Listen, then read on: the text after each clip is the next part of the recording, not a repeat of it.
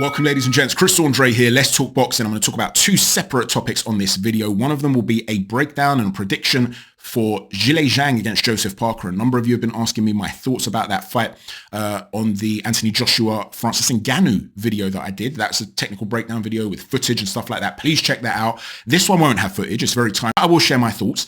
The other thing that I want to talk about is Tyson Fury and his aggressive response to Francis Ngannou and what the motive might be about this. You see, Eddie Hearn came out and he told IFL TV that he was present behind the scenes when Tyson Fury put it on Francis Ngannou. He walked straight up to him and aggressively got in his face and said, "Did you call me a coward?" And according to Eddie Hearn, Francis was a little bit taken aback. And he was like, what? Like, what do you mean? And he was very passive.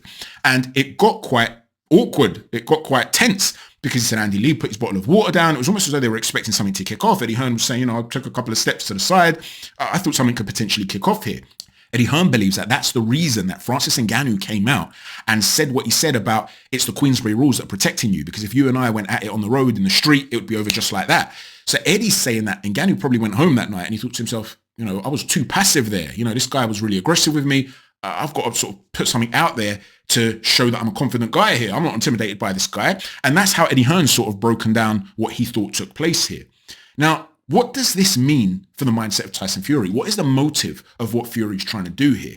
Hatman has covered Tyson Fury's behavior of late quite extensively, and he feels that this is really out of character from what is typical for Fury to be so aggressive, and that he feels that this is perhaps a sign that Fury is not in the right frame of mind. He might perhaps realize he's not the fighter he used to be. Now, if you look at the animal kingdom, you'll see that a lot of animals that are wounded in the wild become more aggressive. Even if they're not in the wild and, you might have a pet cat or something. If that cat is hurt, let's say it's hurt its foot or it scratched itself or whatever, often they'll go and find a corner and sit in the corner. And if you approach the cat, he will show his fangs and he'll start to hiss at you. You act in a certain aggressive tone and manner when you're a wounded animal. Is that what we're seeing here from Tyson Fury?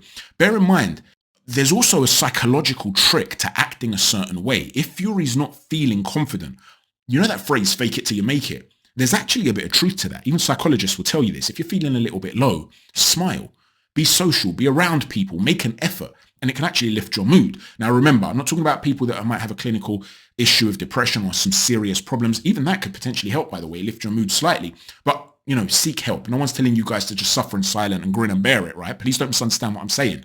But acting a certain way can actually lift your mood in general. If you're lacking confidence, you might go get yourself a haircut. If you're a lady, you might get yourself a nice new dress, put on some makeup, go strutting down the street for a bit of retail therapy. And when you're walking in that confident manner, you start to feel more confident if you're feeling low about yourself prior to that. So is Fury faking it at the moment till he makes it, till he gets to that position because he's feeling that threat from a psychological perspective, thinking, can I do the things I used to do? Well, another potential explanation is to say that actually, maybe this isn't really that out of character for Tyson Fury. This is a guy that has been very aggressive in the past with other fighters, with the likes of Tony Bellew, with the likes of David Price, David Haye. He was aggressive at points with Deontay Wilder.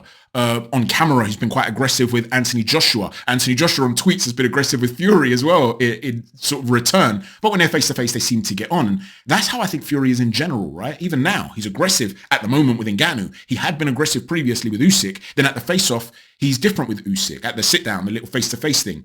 And again, with Ngannou, more recently, when he's talking about Ngannou, he's in that jovial mood. So is it just Fury being either bipolar, which, we know he suffers with, or is it just him being erratic in his approach and the way he conducts himself because it offers a psychological benefit to be that way from a psychological warfare perspective? By being unpredictable, you've got this thing of this, untamable animal. That's another potential.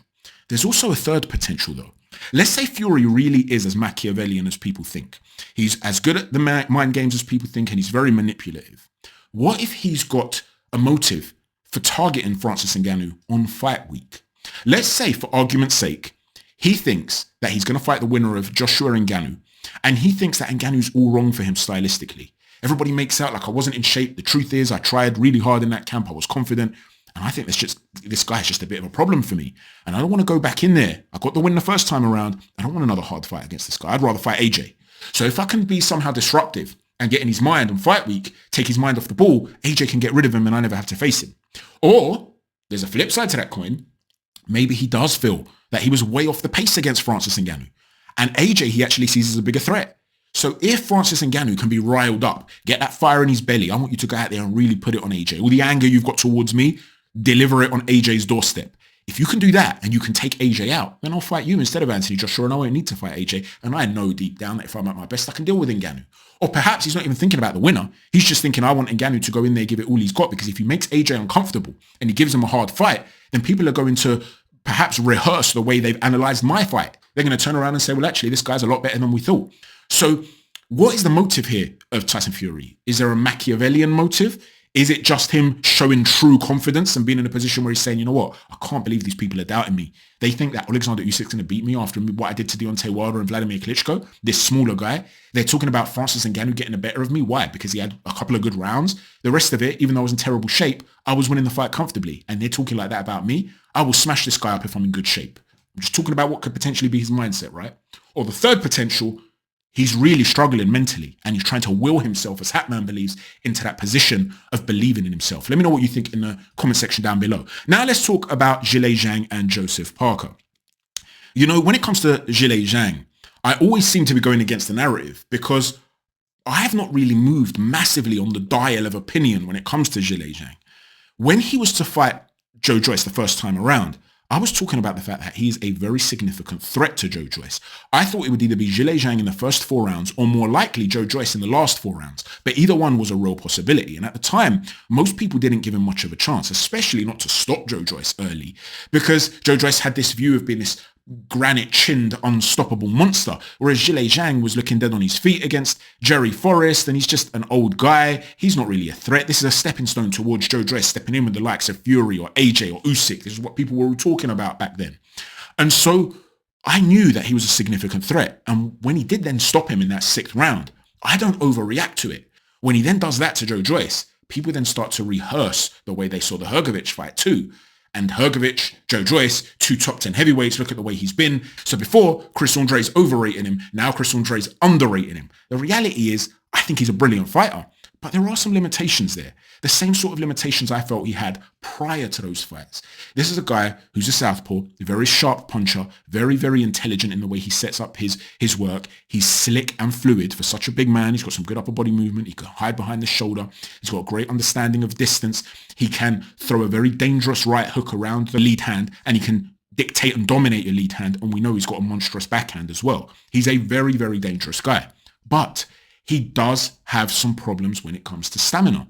And the thing about beating Joe Joyce in 6 rounds the first time around, and then beating him in 4 rounds the second time around, and bear in mind, I didn't change my prediction for the second fight. I was saying it will either be Zhang early or Joe Joyce late. And again, I leant towards Joe Joyce late. I thought maybe he'd be able to get him out of that. Again, when he wins early, it doesn't discredit what I initially thought. All it does is tell me that's the zone that he's dangerous. How do I know he's still going to be as dangerous in the latter half of the fight? Apart from the Jerry Forrest situation where he gassed massively and people were talking about extenuating circumstances with his health and stuff like that, even against Filip Hrgović, a fight that I thought he legitimately lost. I know most people disagree with me, but he certainly lost the second half of the fight. Now, in the first half of the fight, he was edging it, he was winning it, but it wasn't this 6-0 swing that people are making out. And in addition to that, I've seen a lot of people say, well, even if he lost, you know, it was a very close fight. And from a justice perspective, he's the one that landed the bigger shots. He had the big moments. They should have really swung it towards him. Well, if you're talking about fairness and justice, in the first round, Hrgović was winning the round and he got dropped with an illegitimate knockdown. It was a punch behind the head that was not a knockdown. That goes from 10-9 to Hrgović to 10-8 to ZHILEI ZHANG. That's a 3-point swing. If you deduct that 3-point swing, then I think you have to give the fight to Hrgović. So I do think he legitimately won the fight. The point I'm making here, guys, is that you have to be careful not to overreact to a specific outcome just because it goes against what your pre-existing notion was. And the truth is, a lot of people are guilty of this. It's not an attack on people. This happens a lot. In fact, when you're talking about the status of great fighters of the past, often what gives them that boost is when you achieve more than the public expected you to achieve. When you do that, that raises your status. For instance, Muhammad Ali had a wonderful career, a lot of top names on his CV. But what are the most defining fights for Muhammad Ali? They were probably George Foreman and Sonny Liston. The 2 fights when at the time, people didn't think he had a chance. Tyson Fury, his stock rose drastically when he beat Vladimir Klitschko, a fight that nobody expected him to win. And then the second fight with Deontay Wilder when he did something nobody thought he could do. Even Vladimir Klitschko himself, in fact, he's spoken himself from his own mouth a guy with a terrific Hall of Fame career, one of the all-time great heavyweights, right? A guy who had gone on a 10-year unbeaten run, was looking unbeatable. Nobody gave Fury a chance. They couldn't see on the horizon as to who was going to beat Vladimir Klitschko. And he'd beaten some good guys along the way, right? He'd beaten the likes of Hay and Povetkin and Thompson and so on and so forth. Klitschko said with his own mouth, the fight that gave him more respect than any other was the defeat at the hands of Anthony Joshua. This emerging superstar, this future of the heavyweight division, people didn't give Vladimir Klitschko a hope of doing that. They thought he's going to look like an old man in there, especially after the Tyson Fury display. So when he goes and puts in the performance that he put in, and it goes above the expectation of the public, his status is boosted. You understand how things work? And this is what's sort of happening now with ZHILEI ZHANG. He's fantastic. Top 10 guy for sure. There's no doubt about it. But this idea that he should just bludgeon anybody in his way and that the only guy that has a chance against him is Alexander Usyk, I wouldn't be so sure about that. There are still question marks about how he dictates tempo in those last 6 rounds. And in that Hrgovic fight, even if you felt that he won it, go look at him at the end of the fight. He was shattered. And Hrgovic was fighting predominantly off of the back foot. And I thought he was outworking with punches from range in the latter half of the fight, whilst on the move to stay away from ZHILEI ZHANG.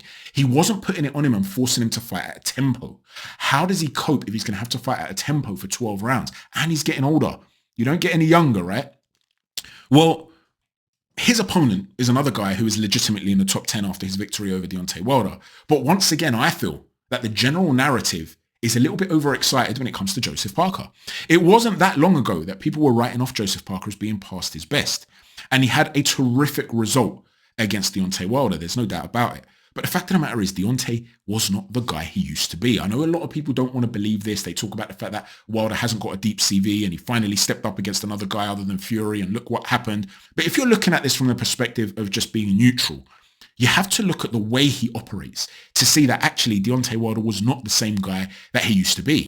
In fact, Raf put out a tweet, shout out to Raf, and I'm going to read you some of the stats that he put up. He said Deontay Wilder averaged 36.3 punches a round, 12.5 of them landing before he fought Joseph Parker, averaging 435 punches thrown and 150 landing over 12 rounds. In the Parker fight, Wilder landed just 39 punches in the whole fight and threw under 200 shots. Wilder landed only 3 less punches on Parker in 12 rounds than he normally throws in 1 round. That's quite the statistic. Now, is that because Joseph Parker is this elite guy or Deontay Wilder is just that bad? No. The reality is that Deontay just wasn't the same dude. First and foremost, mentally, he looked like a different person. Now, whether you want to put that down to ayahuasca, whether you want to put it down to the damage inflicted by Tyson Fury, from an emotional and psychological perspective, that's bound to have an effect.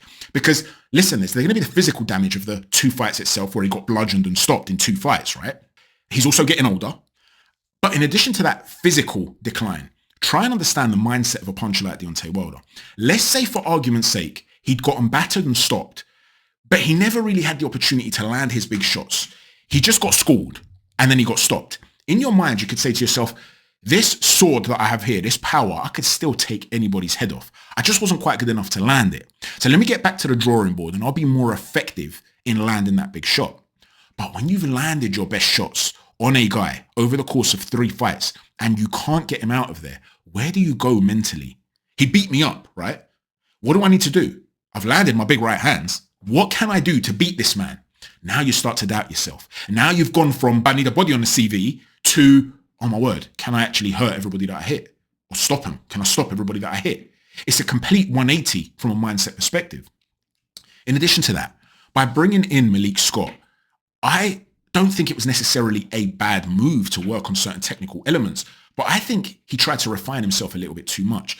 I'd been saying for a number of years, all the criticism Deontay Wilder was getting about lacking technical excellence and stuff like that was people misunderstanding Deontay, because he would often only get wild once an opponent was hurt, and that would actually work for him. You see, when a fighter is hurt, he tends to go into a shell, which is drilled into him. He'll slouch forward, lift up his shoulders, put up a high guard, right? And there's a method to this madness. Your gloves are by the side of your head for a reason, because the areas where you can be taken out with a single shot will be the temples, coming down the sideburns to the jaw and across to the button. Those are the danger zones. So by having your gloves over the temple, tucking your chin and bringing your shoulders up, you're protecting that area. You're offering the hairline of the skull, which is the hardest part of the skull. If he gets through and lands through the center line, maybe he'll break your nose, but you're trying to stay safe from being taken out with one single shot until you can recover from being discombobulated so you can survive in the fight. Well, if I'm in this position and you start throwing hooks and you catch me on the side of the glove, if your power's real, it can actually go through the guard. But what can happen is as you knock me, you're going to knock me side to side. You're going to hit me and I'm going to still fall within the construct that I'm in. Whereas if Deontay Wilder, when he's throwing these wild diagonal punches, if he catches you sort of just above the glove on the upper temple bit and the power's traveling diagonally down, it can knock your head off of the center to break your construct. And from there, as you're trying to recover and he's hitting you with another shot, all of a sudden your guard's all over the place. In addition to that, it's the shots you don't see coming that knock you out. So if you're a little bit dizzy and you're waiting for something coming from an area and a trajectory that you're used to, and all of a sudden it's come around the guard from this unusual angle diagonally and catches you behind the ear, well, that could take you out in an instant. And so the method to the madness of Deontay Wilder was that the chaos he would cause would mean that you didn't know how to defend yourself from the shells that are coming your way. And so when you start to take that out of Wilder's game and you're trying to make him into this technical boxer rather than a predator who's looking to read your patterns, whereas in his most recent outing against Joseph Parker, he's almost like constantly on the move, not planting his feet. He's not looking to be destructive with every shot. So not only is he less active now, his movement means that he's not planting his feet. He's not looking to be destructive with every punch. What's he trying to do? Outbox Joseph Parker? He just didn't look the same. So whilst I have to give big props to Parker, really good tactical performance, that wasn't Deontay Wilder. And that's important when you're judging the future of Joseph Parker. And in addition to that, something else that you need to think about here. When it comes to Joseph Parker and his power, he landed a big flush shot where he really sat on it against Deontay Wilder, and he landed flush. And everyone's going, wow, what a shot. He didn't drop Wilder. He buzzed him for a moment, but he didn't even look like he was that much in trouble, like he was about to go. So does Joseph Parker have one-punch knockout power? He's got enough pop there. He can hurt you with consecutive shots and flurries of shots. But how many times have we been critical in the past of Joseph Parker's lack of killer instinct? We know he's got feet and he's got movement.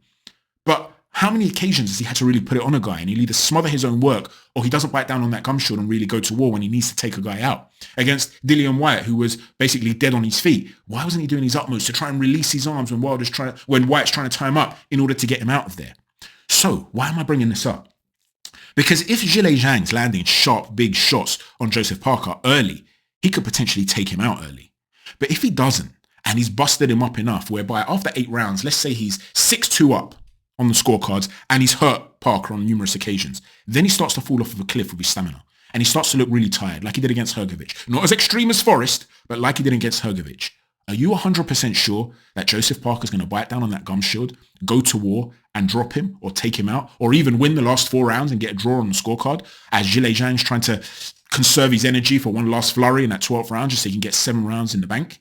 Are you sure Joseph Parker does that? I'm not so sure. And let me add one more thing as well. The last time he fought a southpaw was Jason Bergman back in 2016. He stopped Bergman in round 8 when Bergman was 25-11-2. Before he stopped him, he was actually caught with a big shot down the pipe and it had no effect. It bounced off him like it was nothing. But he didn't understand the angle of where he needed to be against the southpaw. And in general, in that fight, he was walking after him, not cutting off the ring, not really often getting advantageous angles against Bergman. He was literally just walking after him. When Bergman was walking away, sometimes turning away from the shoulder because he wanted to get a break, he wasn't willing to engage. Parker wasn't in any sort of rush to get after him. And we've seen that in more recent fights, even against Deontay Wilder. He was giving him breaks in moments where he shouldn't have been.